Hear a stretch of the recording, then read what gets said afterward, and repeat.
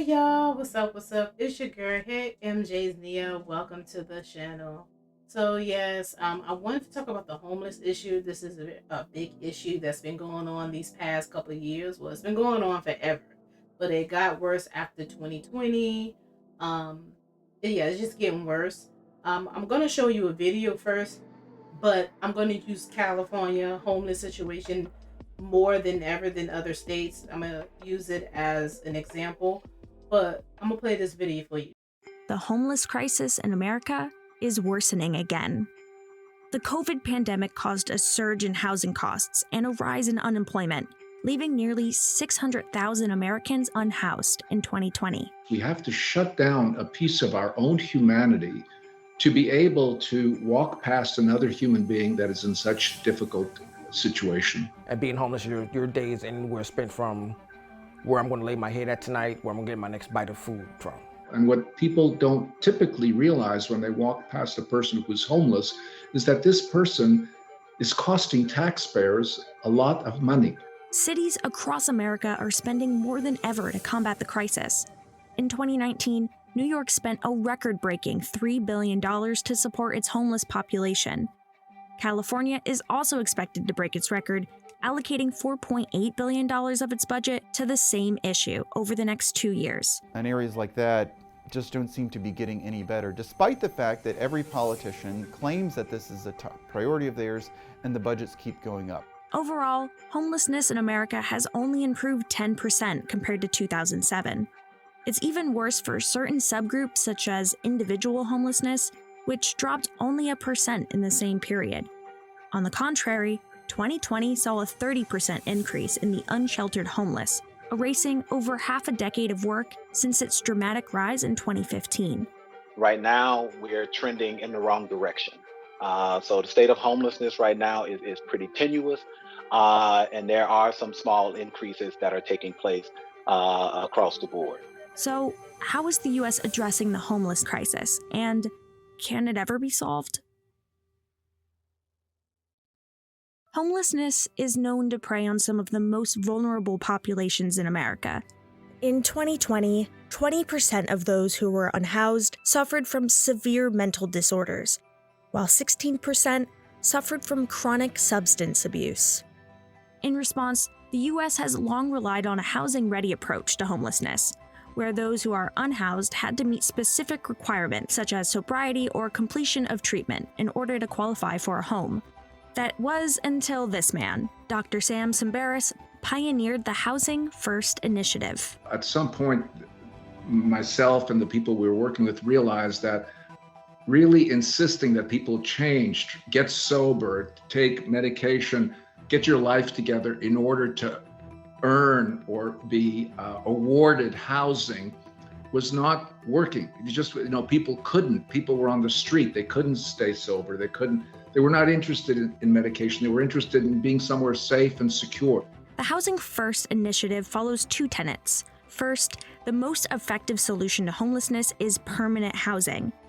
And second, all housing for the homeless should be provided immediately, without any preconditions. Putting people in housing first, which is what they were desperate to do, calms that survival thing, and people are safe, secure, and then they're saying to us, I need more help here, So then rather than having it us pushing or coercing people to get to treatment, people get housing and then they want treatment. Under the George W. Bush administration, the Housing First initiative gained the spotlight as the key to ending homelessness. Related programs soon received billions of dollars in support from government agencies, such as the United States Interagency Council on Homelessness and the Department of Housing and Urban Development. Housing First's rise really begins in the 90s, especially in the late 90s, and I think it really gained traction as the philosophy that should dominate those dedicated homeless services agencies and programs. And so we're in a situation now where you meet people who work at HUD on homelessness or in major agencies in California and New York. It's relatively rare to not find them be committed to housing first. If you really look. Okay, so you just see that America has housing issue. It has gotten worse because of, the pandemic that happened, these back in 2020. More people are homeless. And I just want to give you a brief information on that. But they mainly talked about California and New York. Now, New York, that's got to be a whole nother video. They got their own issues with housing. But let's dive into California issues, okay? So let me play this. I'm going to play this audio for you, and I want you guys to listen to it. California homeless population grew by 22,000 over pandemic. The first statewide snapshot of California's homelessness crisis since the pandemic hit reveals that the number of people without a stable place to call home increased by at least 22,500 over the past 3 years, to 173,800. That's based on a CalMatters analysis of the federal government's point-in-time count, a biennial head count of people sleeping on the streets and in shelters tallied by California cities and counties earlier this year for the first time since 2019. Homelessness experts mostly attribute the rise to precipitous drops in earnings during the pandemic among Californians already teetering on the edge. They also point to a worsening housing affordability crisis that is decades in the making. We have to solve this rotting core in the center of California, which is that we are 1 million units short of housing for extremely low-income workers, said Margot Kushel, director of the UCSF Benioff Homelessness and Housing Initiative. While homelessness grew by 15%, roughly the same pace as in recent years, something experts credit to pandemic-era safety nets like rental assistance, eviction moratoria and stimulus checks, the data also indicates the problem has gotten worse for the state's Latino population. Critics are quick to point out the state is spending more than $14 billion on homelessness. But advocates say its response is just now beginning. The price tag is bigger now, said Tamaqui Amos, founder and chief executive of All Home, a San Francisco-based homeless policy organization. Meanwhile, the inflow is killing us. The numbers show the state's investment in shelters is bearing fruit. California created more than 14,000 shelter beds between 2019 and 2021, federal data shows.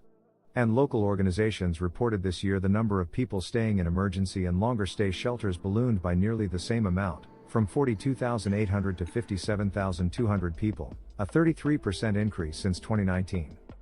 But there still isn't nearly enough permanent, affordable housing to bring people indoors for good. Most people, most politicians, when they talk about homelessness, it's, we're going to build X number of shelters. It's shelter, shelter, shelter, said Christopher Ware, president of the Center for Homeless Inquiries. Well, all of this construction of shelters doesn't really change the scope of the problem. Meanwhile, the unsheltered count, or the number of people staying in tents, tarps, cars and other spaces unfit for human habitation, grew by about 7% between 2019 and 2022, to 116,600 people. That's a bump, but perhaps not reflective of the growing palpability of the crisis that dominates local headlines, political debates and neighborhood discussions. Can we trust the numbers? Not completely. The unsheltered numbers are collected by volunteers every other year on a given winter's night, and depend largely on their untrained eyes. That means people who are couch surfing, crouched in less visible spots, or staying in cars without telltale signs of habitation go undetected. The sheltered counts, collected by service providers, are more accurate. The accuracy of the tallies depends largely on how many people show up to count. When local agencies rallied volunteers in the early months of the year, the Omicron variant was still tearing through the state. Technical glitches in apps used to count people also threw things off. The unsheltered count in Venice, a postcard example of homelessness in Los Angeles, inexplicably dropped from 509 people in 2019 to 0 amid reports of user errors and poor internet connection. I was surprised that the increase wasn't larger across the state, said Arturo Baiocchi, an assistant professor of social work at California State University, Sacramento. Communities reported many more vehicles that are being used for shelter, and larger encampments, and that didn't necessarily correlate with a larger unsheltered count.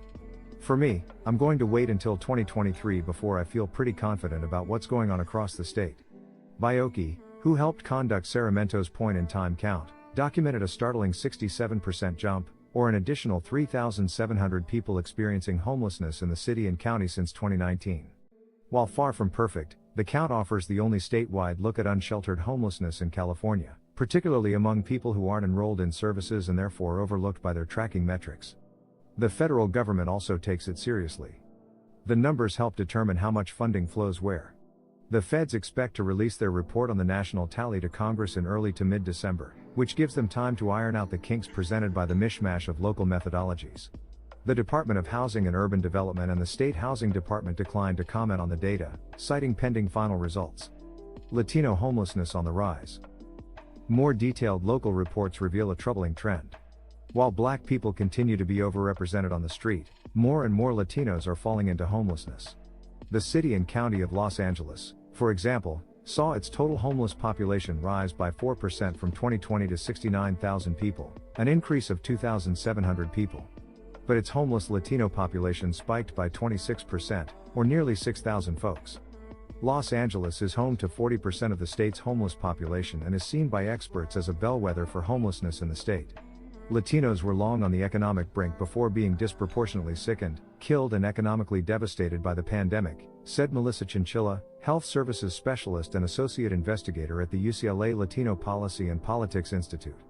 I think for a long time, the Latino advocates in homeless services felt that the numbers were actually not reflective of how bad the situation was or how high the need was, Chinchilla said. When state and local governments implemented pandemic programs to help people stay afloat, many Latinos were shut out, she said. Some people paid under the table, like house cleaners or field workers, may have struggled to qualify for unemployment insurance, while others with informal leases or language barriers ran up against similar problems with rental assistance. And while California had laws to guard against eviction during the pandemic, undocumented immigrants were less likely to use them because of their precarious legal status. Plus, thousands of people got evicted during the pandemic anyway. As those safety nets dissolve, experts worry the trend could play out at scale. Is the rise in Latino homelessness a harbinger of what increases could look like in the broader population, as some of these pandemic relief measures fade away? As eviction restrictions are rolled back? Said Alex Vysotsky, Senior California Policy Fellow at the National Alliance to End Homelessness. Latinos might be especially leery of turning to the government for help, too, said Juana Velasquez, a single mother of 3 born to Mexican parents in San Jose, California. She asked to be identified by her birth name to protect her family's identity. Hispanic families, my family for example, they're like stuck in the past, she said. Velasquez said she was furloughed by her retail job when the pandemic hit and could no longer afford to pay the room she had been renting following a divorce. She and her 3 young kids bounced from their car, relatives' couches and motels for about a year, making them the type of homeless family most likely to go unnoticed by official metrics. Last summer, they landed a spot in a gated community of tiny homes funded by the city of San Jose. The spot is not permanent, but instead defined as transitional housing, a form of shelter. Velasquez recognizes the 2-bedroom, 235 square foot tiny home is not a long-term solution, but calls it a stepping stone as she lingers on multiple wait lists for low-income apartments. My unit is nice and clean, it's colored white, she said. It makes it relaxing. My daughter keeps her room clean and she thinks she owns the room forever and ever. It's not even like a full room, but it's her side, you know? She said. She peppers descriptions of the tiny home with words like safety, security, doors and locks. Nobody can walk into my house, just barge in and kind of hurt us, Velasquez said. I come from a divorce. That left me a lot of black holes. But somehow I patched them up and now we have security. The housing doesn't exist. Experts attribute the impressive bump in shelter capacity to Project Roomkey, Governor Gavin Newsom's signature program to shelter people most vulnerable to the virus in underutilized hotel and motel rooms during the pandemic.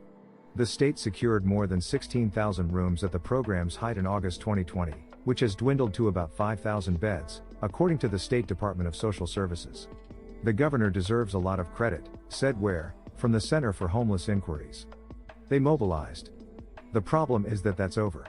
Project Homekey, Newsom's longer-term initiative to convert hotels, motels and office buildings, is expected to create more than 12,000 interim and permanent homeless housing units in the next few years.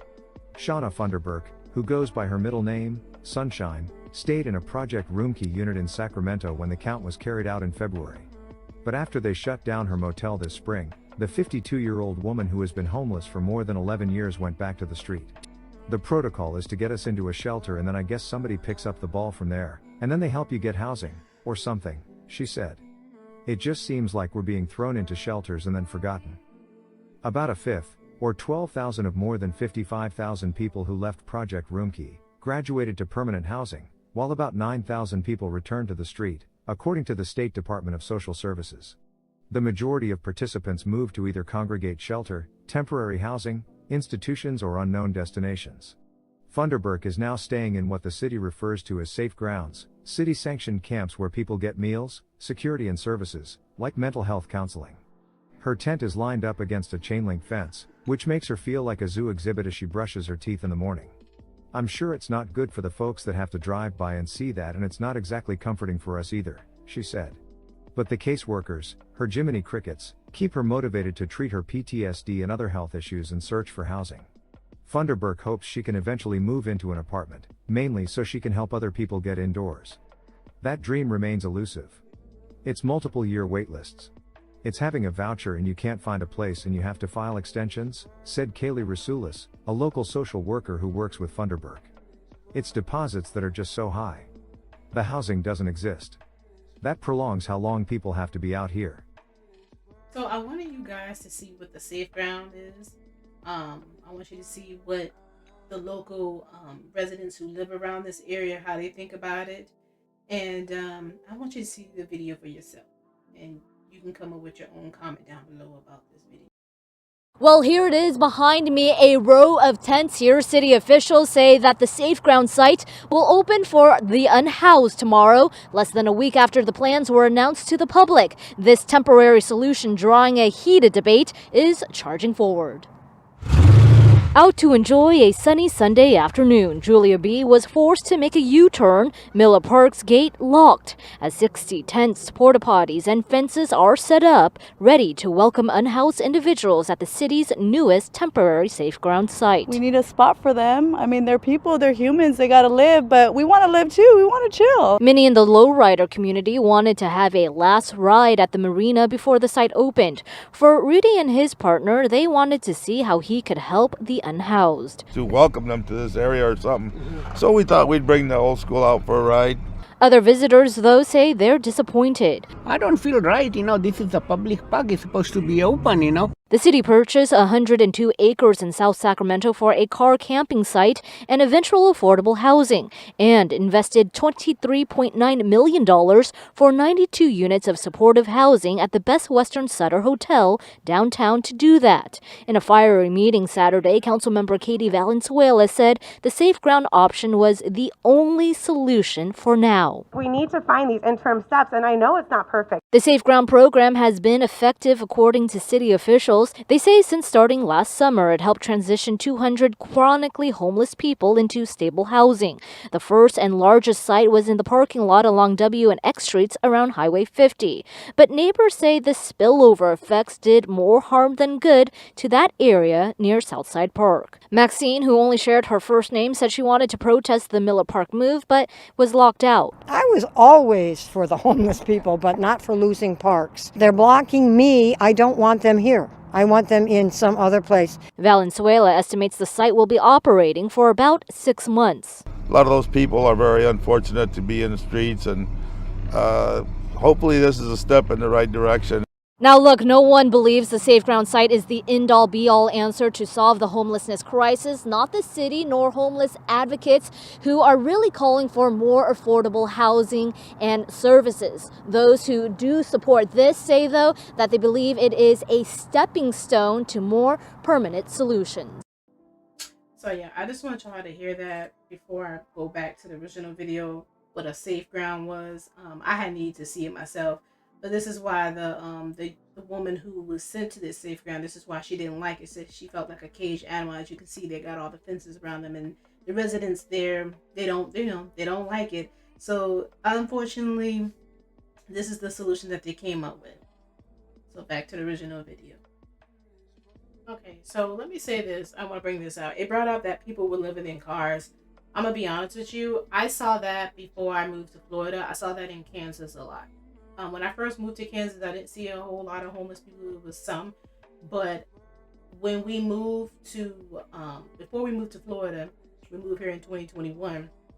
In Kansas, I did see people living in cars, even more.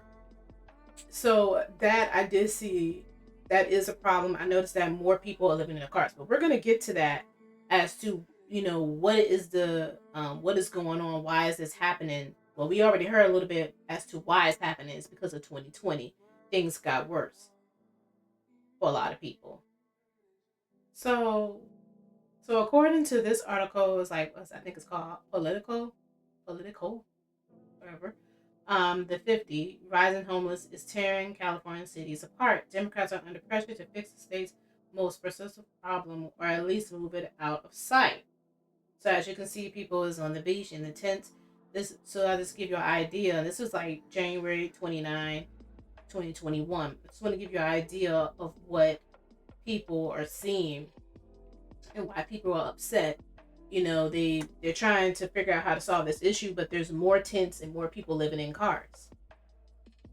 Now, there is another issue with California homeless issue. So this one homeless guy said, I get paid to be homeless in San Francisco. It takes one phone call. Old School Junkie says he moved to Woke City because he gets $620 a month that pays for his Amazon Prime and Netflix, and cops are like neighbors. Yes, according. So when I first saw it was Daily Mail, I was like, ooh, I don't know. I'm a little iffy about the content sometimes. But they have videos. Let me show them to you. You're from? Louisiana, Texas area. How long you been in San Francisco? Since June. If you're gonna be homeless, it's pretty easy here. I mean, if we're gonna be realistic, they pay you to be homeless here. When you said that San Francisco pays people to be homeless, what did you mean by that? You mean that literally? Yeah. I mean, I get $620 a month, dude. From general assistance, yeah. Or how was that hard to get? Phone call, bro. Phone call. 200 food stamps and $620 cash a month. Wow. Forget about it. Why wouldn't I do it? It's free money, dude. This right now is literally by choice. Literally by choice. Like, why would I want to pay rent? I'm not doing it. I got a cell phone that I have Amazon Prime and Netflix on. We used to battle with the cops. Now it's like the cops are. It's like they're your neighbor, The cops told us this morning, like, oh, it'd be easier if you guys packed up in the morning. We wouldn't have to come out here. And I'm like, what are you talking about? He's like, pack up in the morning. I'm like, why? He's like, oh, okay. And then went on. His two kids came up and they're like, hey, you guys know where to get any Oxycontin? They're like, I'm 15 and I'm 16. Like, I'm an old school junkie, And I'm like, look, dude, I'm going to tell you right now, like, you're not going to get Oxycontin out here on the street. I was like, how much money are you trying to spend? And they're like, we got $40. And I said, okay, this is what I'm going to do. I am going to take your money. And I went and I got him fentanyl. And I fucking brought it back and I set it down in front of him. And I said, this is a gram of fentanyl. This is enough to kill 6 people that have never used it. What I do to get high is this much. And I showed him how much I do. I was like, I'm keeping your money. And now I'm going to teach you how to save each other's lives, because you're not going to fucking stop. I can't steer you away from doing it, but the best thing I could do for you now is give you real drugs and show you how to do it properly and show you how to save your friend's life. And I showed him how to pull up Narcan and how to inject each other with the Narcan needle in case he died. I needed the money, let's be honest. I've talked to the cops here. I'm literally 10 feet away from the drug dealers talking to you guys. Why don't you just go arrest them right now? And they're like, arrest him for what? And I'm like, dude, what? He's like, San Francisco is a sanctuary city. We arrest the Hondurans, we put them in jail, they're out 2 days later. Right. If they're letting the Hondurans deal on the corner every day, somebody's getting paid with fentanyl. Well, you can get red, blue, green, yellow, orange. And they're like, oh, this is a new color. It's a fire, puppy. It's fire. It's an orange. And you're like, what's the difference between orange and yellow? Because it's orange. Okay, all right. And they buy it. Next week, oh, homie, I got the purple. It's a new color. Well, what's different than purple and orange? Because it's purple. I've literally had friends be like, well, the purple only gets you high if you mix a little bit of meth in. It really thins it out. Like, who's winning off of this? We're the homeless. We see it all. Like, all of it. We see the dirty side of it. Like people sucking rocks and dude, it's disgusting. But who's really making the money off this? Have you seen people OD out here? Oh yeah, dude. I've saved 6 people's lives last week. Were Never they even met before. What were they using? Fentanyl, banging fentanyl. And you know what? I'll tell you something. All the Narcan vials that I save people's lives with, these ones, I clean them out and I wrap gold around them and I sell them to this gay dude up in Castro. He pays me $65 for each Narcan. I can take you to a dead body right now, dude. Some old homeless dude, he was there 4 days ago and he was there yesterday in the same spot. He's got to be dead. I kicked him and be like, yo, you alive? And I mean, people are stupid out here. Use alone, you know? They get a big bag of fentanyl and they'll get a different batch and they're by themselves and like nobody you for days. The only reason I found it was because I went up there. There's no cocaine in the crack here. I'm not even bullshitting. I've tested it. I know good crack. I know real cocaine and real crack. I'm from the South, man. Okay, so you heard a mouthful from this homeless man. You're hearing that the state of California is paying him to stay on the street. He would rather do that. He's also saving lives. There are some people he couldn't save lives. He said he go check on some people. Some people are dead. He's also teaching younger teenagers how to do drugs safely. And also he talks to the policemen asking them why they won't go over there, and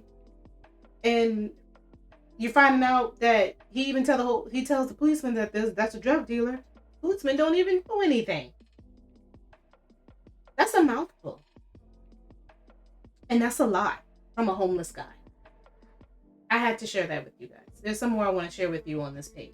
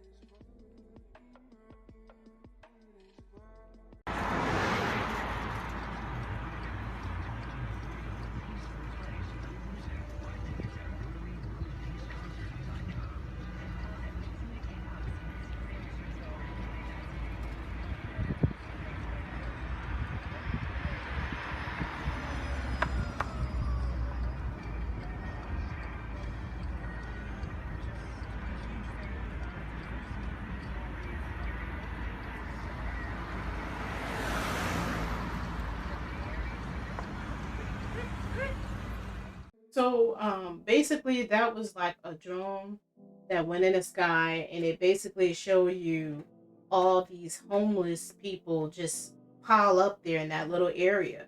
And I saw that there was more pictures of homeless.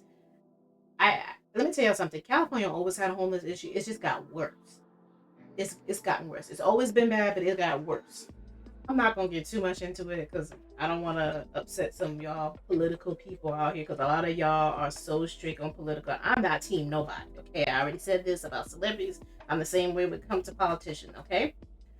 Tucker Carlson mocked the Biden administrative plan to distribute safe smoking kits to undeserved communities on his show Tuesday night. Let them have crack pipes. You see that? See President Joe Biden. President Joe, and I'm noticing something. They got Joe Biden. They don't have President Joe. That's what sometimes I don't like some of these websites because they're kind of iffy. But I give respect to him, and I give respect to ex-president Donald Trump. Some people don't even like to say ex-president Donald Trump. They just say Donald Trump. It's like, okay, you will be in their feelings about politicians now. President Joe Biden's Health and Human Services Department said that the kits will serve to limit the risk of infection drug users face and will prioritize undeserved communities. So I'm gonna put this link in the. I'm not gonna get into that. I'm not even touching that topic, but y'all already heard me talk about the homeless dude earlier, how he was helping people how to do drugs in the street. Like, this is literally a thing where people, they have no choice but to help people how to do the drugs correctly, or else they'll die. That is the problem. That's how I want to bring this up, because a lot of homeless people, they get stressed out to the point where they go, of course they're going to go drink and they're going to go do drugs. So basically, I've heard of this before and I never thought it was true, but I've done my research on it, and I, Google it, Google it yourself. They've been doing this for quite a long time. They have to give them clean needles. They have to make sure that these homeless people, when they're doing drugs, they're doing it the right way so they don't die. So I want to share this with you guys. But I'm just letting you know. To me, I don't do drugs. I don't smoke anything. I don't even inhale. What do you call that thing? Inhale. What do you call those things? Vape. I don't vape. I don't smoke anything. I don't smoke weed. I don't smoke. And I'm not against any of this stuff. But I'm just letting you see how they're trying to make sure these people don't die. Okay. But yeah, I'm not, like I say, I'm just sharing this information with you guys. Just don't shoot the messenger. You're going to have to give me your opinion down in the comment. As for me, they're doing this to make sure they don't get infected. I get it. You don't want to give people drugs. You want to get them cleaned up. That's what I would do, was try to get them people, cleaned up so they won't have to depend on the drugs. But they say give them a crack pipe. Can't make this stuff up. So this next video is about a man who builds a small house on Hollywood Boulevard. So let's play it. Well, this is where a gentleman named Q lives. I spoke to him. He's quite happy to be here, but says he's planning to move soon. So this is the situation in 2022 in Los Angeles. You can basically build your own small wooden house right on Hollywood Boulevard, live in it, continue to refuse offers of city services, and most people around here are okay with it. Others say it has to go. It's a solid, well-built wooden structure, propped up by metal carts and car batteries. A power cord unplugged trails down the sidewalk, which is piled high with assorted power tools and electronics. Reaction? Mixed. What do you think of that? I don't like it. It's not good. It's bad. It is a little out there, but he is safe and he doesn't have to worry about someone burning his tent down. I don't even know why or how, or it's crazy. It's crazy. It's crazy, to say the least. Is this okay? It's not okay that it's gotten to this point. The fact that he's here, I don't see an issue with it. Anybody home? After I called the city and the LAPD to see what, if anything, is being done to help or clean up, police did come and talk to the man. They've been here before. They described him as young, healthy. They offered to connect him with services. He declined. They left. Summing up the municipal code, the only enforcement is if a person is blocking the sidewalk on an active driveway or business. City Councilman Mitch O'Farrell says he hopes this can be resolved with what are called Care Plus teams, which pair comprehensive outreach with sanitation and cleaning services needed to make the public right-of-way safe and accessible. Meantime, across the street, where Jamila Ali and Rance Shaw run City Vibes Coffee, compassion is still on the menu. He hasn't bothered anyone, and honestly, I'm glad that it's right there, because I honestly feel safer with him there. For some reason, I don't know why. It's just he feels like he knows what he's doing, and he's not here to hurt anyone. Unfortunately, they have to make us a little bit uncomfortable for them to be comfortable, and I think that's just the problem in LA. No one realizes how much of a burden it can do to our mentality and just the way we carry ourselves. Q tells me he's from Kansas City. He's been in LA for about 3 years, been here for a few months. He says he's self-employed. He fixes bikes. He wants to be a mechanical engineer, and that he is an Army veteran. Saturday, Alex and Marla, the city tells me they're planning to clean this all up as part of this Care Plus program that's had great success here in Hollywood. If you've been to the underpass and Gower on the 101 freeway, all cleaned up. So it's going to be interesting to see what, if anything, happens to this man. As I mentioned, he's perfectly happy being here, and most of the people around here are happy to have him. Live in Hollywood, I'm Phil Schuman. You know, that, first up, how is he not blocking the sidewalk? And secondly, you know, is it, you know, it looks like a structure there. And these are, the business owners there have to spend a lot of money in taxes, have to go through permitting processes. Everybody around there that lives there have to pay property taxes. Yeah. Does he pay any property taxes? Q, we're on live on Fox 11. Alex, so nobody's saying this is a great idea. Hey, we're on live. Thanks for talking with us. What are you doing here, and how did this come to be? Well, I was originally in a tent, and when the sanitation comes, you know, once every 2 weeks, they have you take the tent down and clear all your stuff out. Yeah. And so what I had an idea just to build something on wheels so that way I wouldn't have to Show us what you got here. Well, I mean, where did you get all the material and everything? Well, I got most of the material from like construction sites that threw away old wood, and then some friends of mine that had some wood left over, and then there was a shop across the street that had some old flooring. You have electricity in there? Yeah, I've got a generator over here. So you've been offered housing, temporary housing from the city and other agencies? Right. But you prefer this, or? Well, I kind of do prefer this because it kind of gives me empowerment. A lot of the housing, a lot of the housing programs they offer, they put you in like what seems like a concentration camp. And so this is freedom for you. Yeah, it's for more freedom. You got plants? Yeah. You got tapestry? Yeah, I feel like I have more of a way to express my, artist nature and everything. But Q, I mean, you have to understand that a lot of people don't think this belongs here. I mean, this is a public street. Yeah. You know, there are better options for you. Yeah. There's probably better places, than this. But I mean, I don't think that I'm bothering anyone here. This business isn't even in.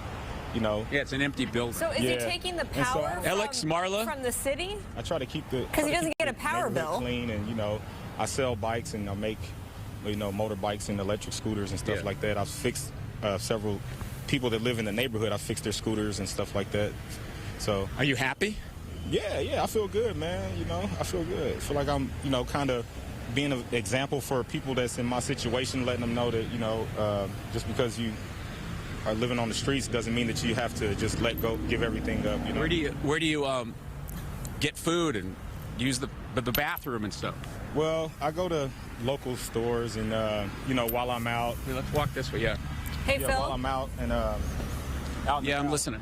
While I'm out and about, I use the restroom at different stores and stuff like that. But go ahead, Marla. I'm just you know, he has the generator and the power cord that you showed. He doesn't get a bill, so is he just milking it from the city?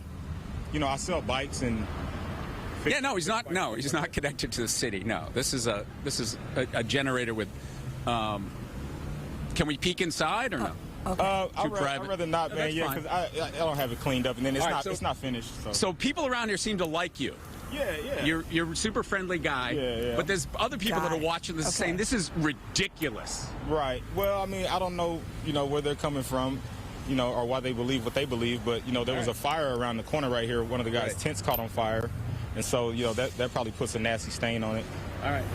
Well, thank you for talking with us and sharing some of your story. Go ahead, Marla. Phil, my last question is, you said he was going to move soon. Yeah. So does he literally roll it somewhere else? Where is he moving to? Yeah, you were talking about moving and just like rolling this down the sidewalk? Or? Yeah, I've got some dollies I'm going to put underneath and move it from out in front of the fence. I got to have this thing moved by tomorrow or the police said they're going to take me to jail. So I got to move. So that's why all my stuff's outside right now. So if an agency came to you and said, Q, we got an apartment for you in Hollywood, indoors, services, job training, health benefits, would you take it? Well, I want to start my own business, but as far as the apartment situation, I don't know where I'm going to be able to store all my stuff, and then I do a lot of grinding and welding and stuff like that, so, I mean, I don't know, maybe that's not the best solution for you. Yeah, because my generators and my, I kind of like that lifestyle anyway. All right, Alex, Marla, slice of life here on the streets of Hollywood. We'll send it back to you. He's resourceful. That's fascinating, Phil. Yeah. Thank you.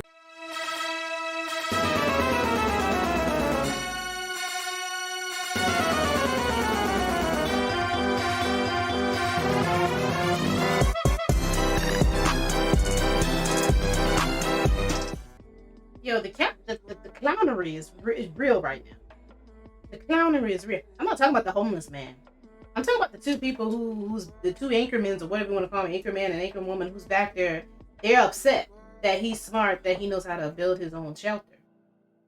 I was hinting that they were, he's smart.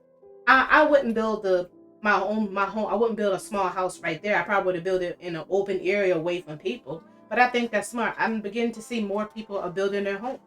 They're tired of messing with the housing, and I don't blame them. They're tired of messing with the housing.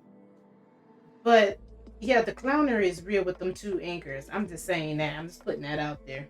So let me read down here what these people say. Then when a homeless vet has more class than anyone else in this story. He's a veteran, isn't asking for handouts. Literally built his own home from practically nothing. Started a business. This guy is the inspiration. America needs more people like him. I can't believe how hateful the news crew was. I'm glad he kept his composure. This is how we treat our veterans. It's so sad.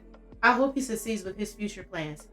He's a veteran who built his own house, doesn't cause trouble, and the outside of the house looks clean. He even has a job as well. He's better being there doing his own thing than being in a shelter, not making money, and using tax money. I think he's doing a good thing and seems like a happy guy. God bless him. All I see is wonderful comments down here. That's all I heard. I think he's smart, and I think he's on to something. When I first saw this video, I was like, should I build my own home in an open land, buy an open land, and build my own home up from scratch? There's people are beginning to do that by hand. They're getting a group of people building up their own homes. I've been hearing this because that's the way of saving your own money.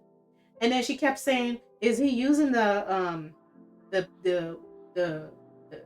electricity from the building or something like that? Like he needs to pay a bill, but he's using a generator."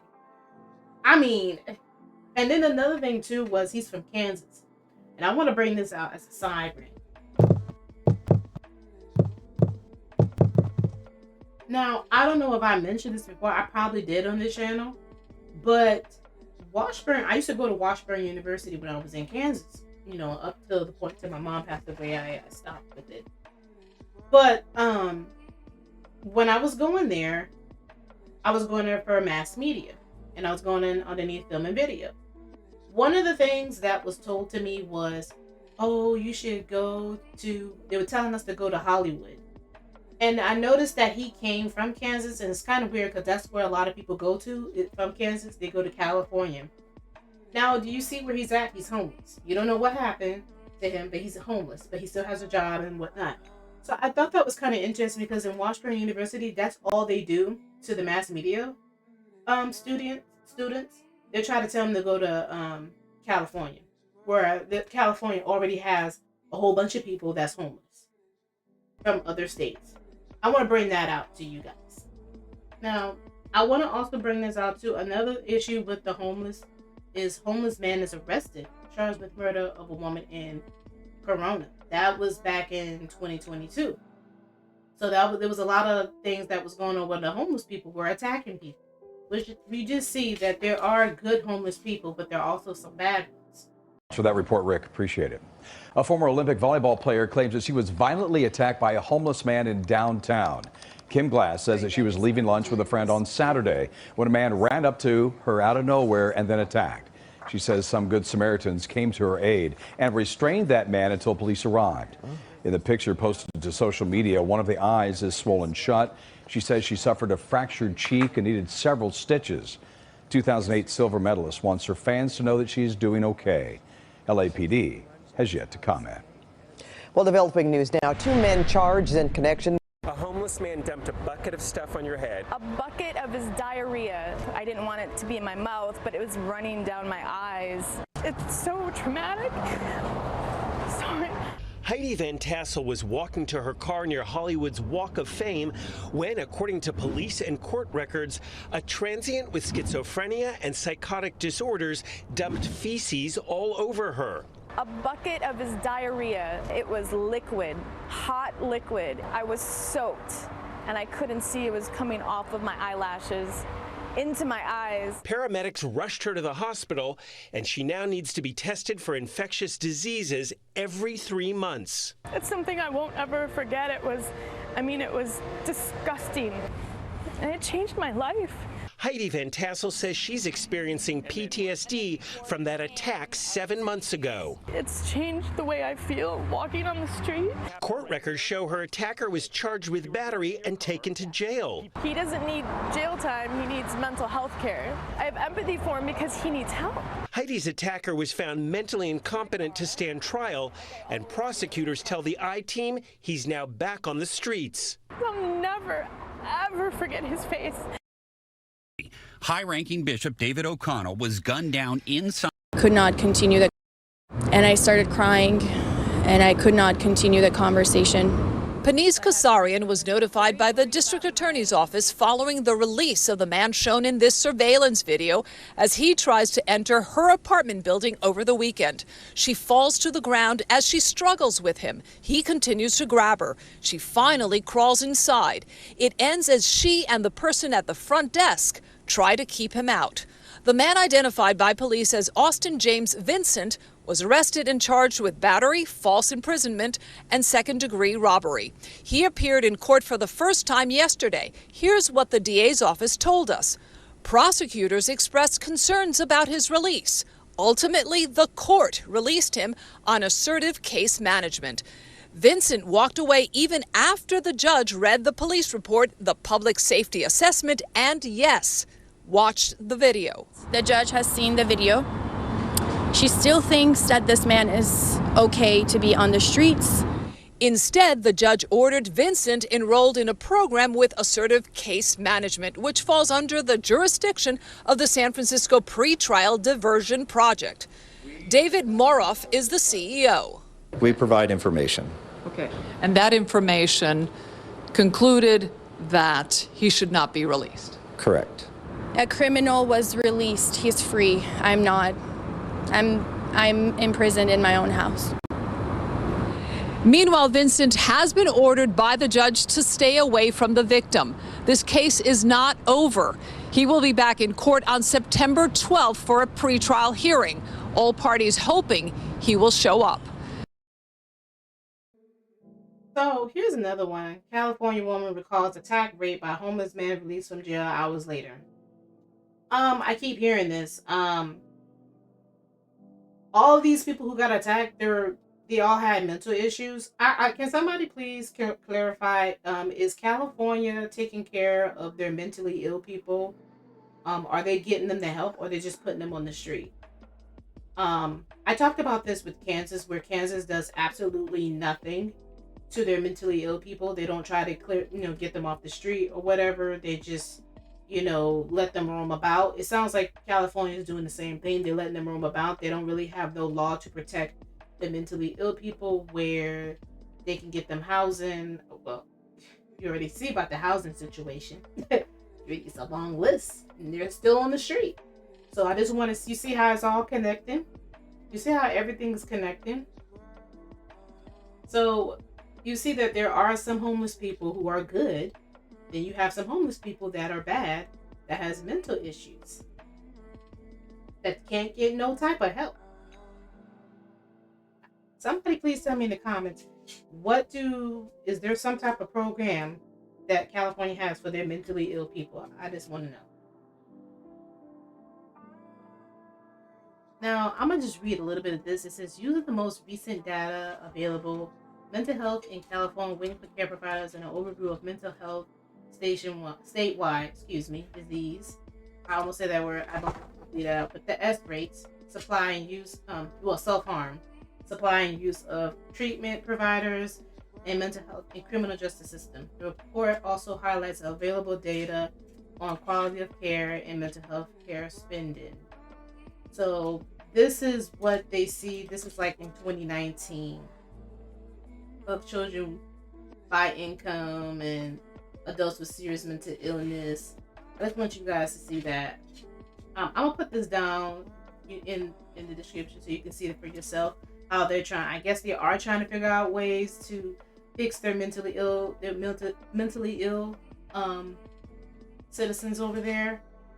So I don't know. Maybe they are doing something. All right. So I want to share one more thing.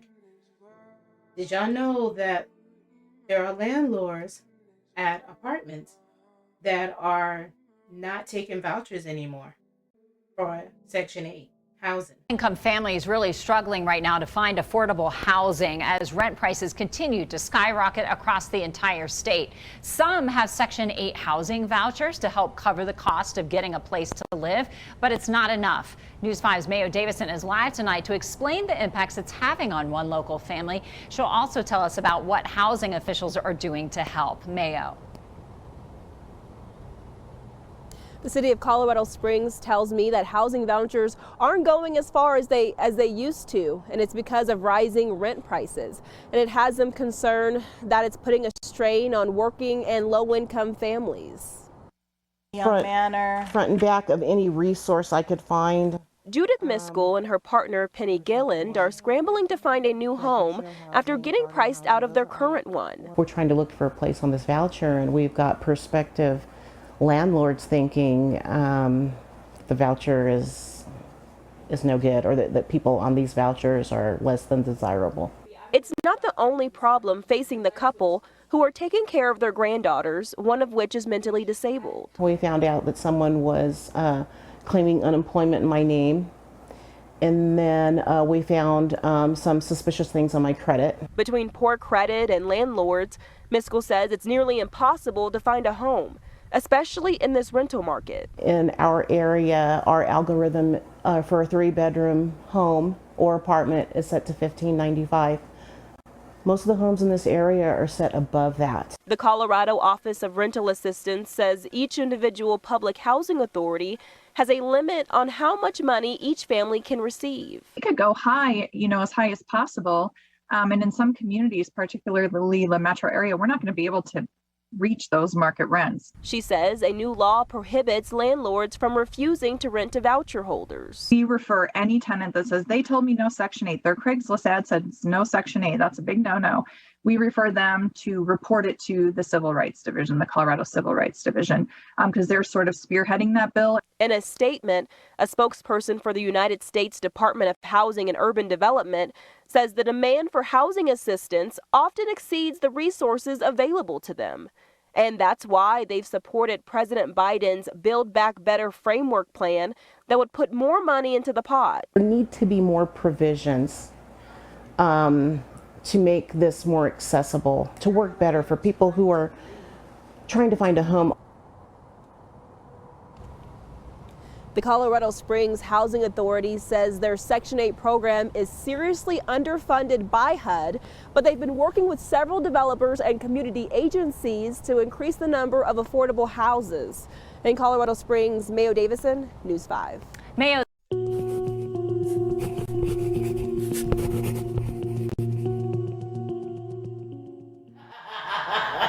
Ruth Hancock has a glow you can't help but notice. I am truly grateful. Grateful for her bird Crystal, her dog, This is Tia. and an apartment they can all call home. I actually lived up under the bridge in the West End area. That was 5 years ago, before moving into Capitol View. It's an apartment complex that accepts housing vouchers, a rental assistance program for those in poverty. For Ruth, that means she only pays 30% of her income on rent. The government picks up the rest, but not everyone gets that chance. It's just like a waste of time. We met Yvonne Sims and Vincent Dillard at Athens' city-sanctioned encampment. You could technically be in an apartment right now if you could find one that would accept the voucher. Yes. Both have been approved for the rental assistance program, but neither can find a landlord that will accept it. I had my vouchers in December. Yvonne was approved more than a year ago. Both say they were given outdated lists of potential properties to try. It is up to them to make call after call and pay application fees that get them nowhere. What's the use of a voucher and I can't do anything with it? Nikita Blanc is getting her master's in sociology at Georgia State University. As part of the program, she spent a year working at the Marietta Housing Authority. I've seen the desperation in a lot of people's faces when they can't find a place. Moved by her experience, she is working with other students to figure out why landlords are locking out tenants on Section 8. We just want to know, did you not get paid on time? Was the relationship with the tenant bad? The federal government limits how much it will pay in rent.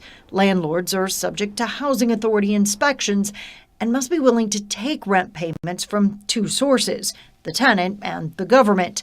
In a hot rental market, they could all be reasons. Sometimes it's like an unspoken thing. We're not going to tell you we don't accept it, but we want you to make 3 times the rent. And your credit score needs to be XYZ. All barriers landlords know someone using a voucher can't achieve. In Cobb County, the Housing Authority says in the past 2 years, the number of landlords actively participating in their program has dropped 20%. And according to our open records request, housing authorities across the state report less than half of the families who get vouchers use them. What would you say is at stake if we don't figure this out?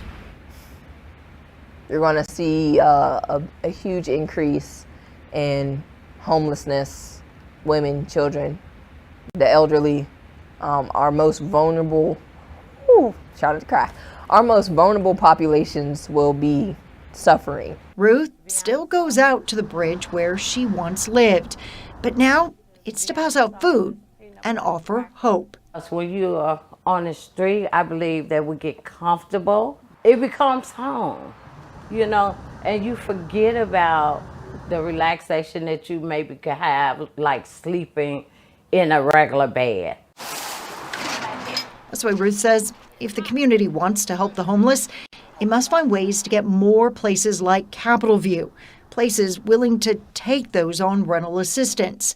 She says stable housing is the door to a stable job and mental health. You got to remember the things you forgot. That's right. That's right. Is in my arm. I better wrap this up. So quickly, I'm gonna try to wrap this up a little bit. So I'm showing you these videos for a reason. You see why there's an increase in homeless. You saw that this was like 2 months ago. So to let you guys know this. This video was posted 2 months ago by 11 Alive. So basically, you see that people are not, the landlords don't want to take any vouchers. And good for Ruth. She did, manage to get from underneath that bridge. Good for her. And she's going out helping, the homeless people. She needs it. I see that she desperately needs it. Now, these other people who's waiting for housing, I have a question. Now they might, I don't know if they have, I don't know if this man or this young, this woman here, I don't know if they have a medical condition. I'm not sure what it is, but that's, normally you have to have some type of disability. And the other, I think the lady before them I think she had a mental health issue, because that's what I heard them said. I might be wrong. But what is their, when I'm seeing these people, what are their, disability? I also found out that some of these people, some of them who are like women, young women, they claim that the baby fathers are not there and they're by themselves, but the men are staying with them and they're on housing. And I know this is for a fact because my mom used to be like a cab driver many, many, many years ago. And a lot of women who were on the housing, they had men in there with them. They're not supposed to, with their kids. Let's keep it 100. I'm not going to sit here. There are people who do need housing, but then I'm looking at some, I'm like, okay, what you doing with housing? Let's keep it 100. I don't know how true this is. But do people pass down their housing to their kids? I heard somebody said that you can literally pass down your housing to someone else. Is that true? That's another thing. So now, I'm going to play this little 5-minute video. I'm trying to wrap her up because I want y'all to know that there were people who didn't pay during the pandemic. Let's not forget that. There was people who didn't pay during the pandemic, remember? The government had made, I think it was like a law. I forgot the name of it. Y'all let me know down below. But nobody couldn't kick anybody out because of the pandemic, remember? Let's bring it back to 2021 and 2021. 2021 and 2020. You couldn't get kicked out, remember? That was another thing with the landlords had to deal with. That's why the rent is going up. Maybe? Possibility?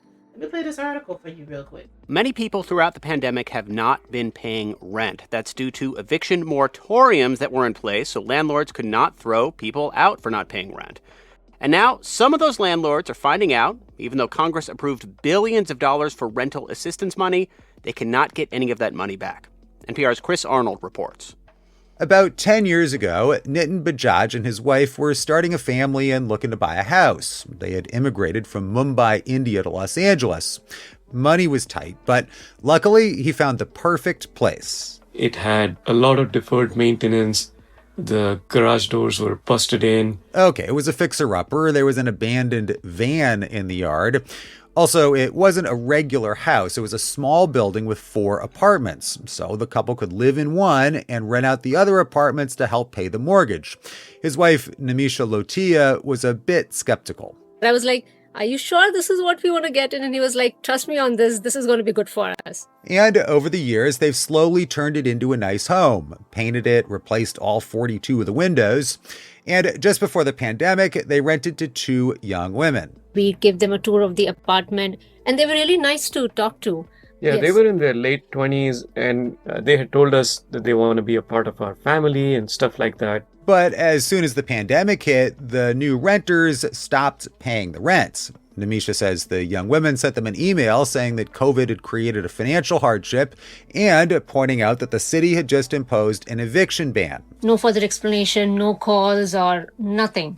Just an email and I think a snapshot of what the city rule was. She's not sure if the renters lost their jobs or not, but things started to get weird after that. The renters stopped talking to them on their way in and out of the house. They didn't make eye contact. So that went on for a few weeks. Then I lost my job due to COVID, and that was a major hit as well because there were 2 streams of income which just stopped coming in. Nitin works for an education nonprofit, and living just on his income was tough. So the couple rented out their own home, the apartment where they live, and they moved 80 miles away to a much cheaper house out in the desert. Nimisha says their kids couldn't even go outside because it was so hot. They were very angry with us because they're just 9 and 11. So leaving their friends, their life just completely changed, like upside down within a couple of weeks. Around the country, millions of Americans had lost their jobs and many fell behind on rent. Pressure grew for Congress to help, and last December, lawmakers passed billions of dollars in emergency rental assistance. This was money to pay back rents, and that would help landlords too. So it was great to hear, and I started looking for information. Meanwhile, the renters still were not paying rent, and they had lots of complaints. They even called the city inspector because they didn't like how the new dishwasher was working. I was just appalled and I was like, seriously? Eventually, this past spring, the rental assistance program in Los Angeles got up and running. Nitin says he was told, though, that the renters needed to supply some documents. So we reached out to the tenants and said, hey, could you guys please do that? And they would just not talk. Finally, in July, the renters left, unexpectedly and in the middle of the night. And they must have had a pretty big truck because when they moved out, the couple says they stole some rather large objects. Nimisha remembers walking through the apartment the morning after they left. And when I reached the kitchen, I noticed, why does this look so open, like empty? And then I realized, oh, the fridge is missing. Then, oh my God, the other appliances are missing. They took the gas stove, even the dishwasher that they had complained to the city about. On top of all that, the couple was out $32,000 in back rent that the young women still owed.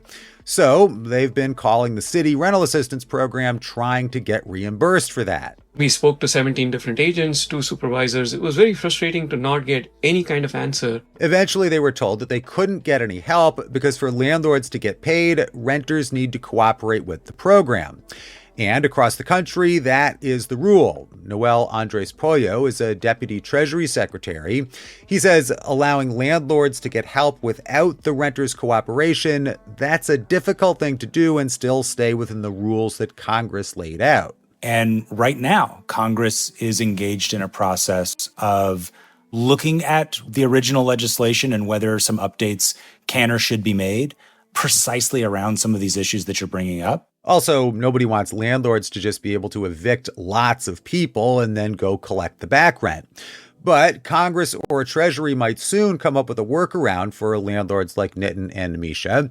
Namisha says since the government imposed these eviction bans, it's only fair that landlords in a situation like theirs be able to get some of this money from Congress. You just cannot be black and white, like we're not just going to help the landlords at all. Meanwhile, the couple is hoping one way or another they can recoup the $32,000 in back rent, which would definitely help them buy a new People weren't paying their rent. They tore up the place. I don't know. They said they tore up the place. I didn't really see a whole lot of tearing up. This place looked old, but I will say this: there are people who do tear up the places and they leave. We know that. We know that people, when they get evicted, they tear up the place and they leave. There was a lot of people with the PP loans. I'm not even going to talk about that. But about the people with the PP loans were not even paying their rent. I know some people who did that. Got PP loans and didn't even have no business. Oh, I'm not gonna say their names, but I know some people who did that. Got PP loans, didn't even get no business, didn't open up no business, and then wasn't even paying their rent. And they ran from one state, went to another. I said, ooh, I hope y'all careful. And they left the place trashed. Because you know how I know this? Because the landlord that I put a good name in for them to get the house, the landlord contacted me and told me about it. So the place was tore up. He showed me pictures. So I'm just letting you guys know this actually did happen. Meanwhile, we're here in Florida. Our rent is $1,500. It was supposed to be $1,100, but because we added an extra person, it went up to $1,500. My friend said the same thing for her. She said her rent went up. So the new people who's coming into her apartment complex have to pay 10 times more than she's paying. But you're seeing that this is a really big issue.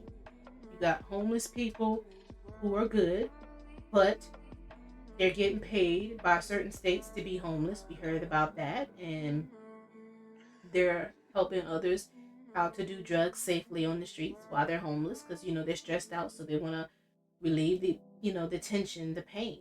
So they want the pain to go away. They're upset. They're out on the street. They're angry. So he's teaching them how to do drugs the safe way. Then you have some homeless people who have mentally ill and they're attacking them. And you're finding out the reason why all these people are homeless, the landlords are not taking no vouchers. There's still to this day, there's issues where people, they're not taking no vouchers because of the issue where people weren't paying their rent in 2020 and 2021. It's a lot of issues going on. Like I said, we're trying to see if we can find a bigger place, and it's gonna cost us $2,000 a month. And my dad is at this point, he's like, F it, just go ahead and do it. It hurts, but let's go ahead and do it. He said we just have to be on a more tighter budget. He's like, we're already paying $1,500 already. So I just want to let you guys know I know people want to hear about celebrity gossip, but this is more important to us. This is dealing about having a roof over our head. I haven't even discussed about the food. It's a food crisis going on. I haven't even discussed even about transportation. Yeah, we need to talk about cars and stuff like that. About the future of cars and stuff. This stuff is important. We need a car. If not, then we need to walk to a bus. We need stuff. We need transportation. We need food to eat, to survive. And we need a roof over our head. But the roof was the most important one to us because we can be homeless. So let me know what y'all think down below. It's a lot to unfold. I know this is going to be an hour video, but let me know what y'all think down below in the comment area. As for now, so see y'all later. Peace. You get me so.